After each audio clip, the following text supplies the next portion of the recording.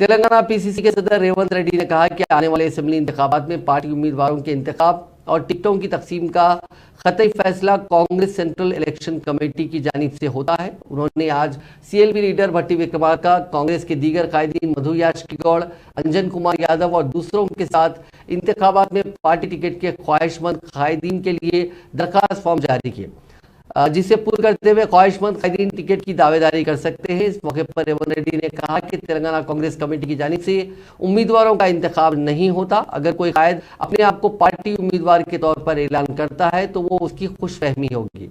उन्होंने कहा कि अभी उम्मीदवारों के नामों को खतियत नहीं दी गई, जिस तरह के मीडिया में उम्मीदवारों के नामों को खतियत देने की इत्तलात गश्त कर रही है। उन्होंने कहा कि पार्टी टिकट के ख्वाहिशमंद कायदीन को दरखास्त फॉर्म के साथ 50,000 रुपए की रकम अदा करनी होगी। SC/ST उम्मीदवारों से 25,000 रुपए वसूल किए जाएंगे। उन्होंने कहा कि 25 अगस्त तक दरखास्तों को कबूल किया जाएगा। इलेक्शन कमेटी और स्क्रीनिंग कमेटी उन दरखास्तों की जांच करेगी। पार्टी को किए गए खिदमात, सर्वे और कामयाबी के इम्कानात का जायजा लेते हुए सेंट्रल कमेटी को एक फहरिस्त रवाना की जाएगी जो उम्मीदवारों का इंतखाब करेगी।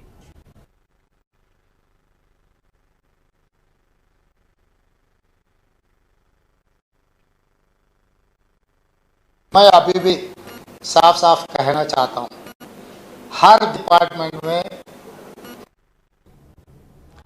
इसके अलावा आज तेलंगाना कांग्रेस के सदर रेवंत रेड्डी ने उनकी सिक्योरिटी विड्रॉ किए जाने पर रियासती हुकूमत को शदीद तनकीद का निशाना बनाया।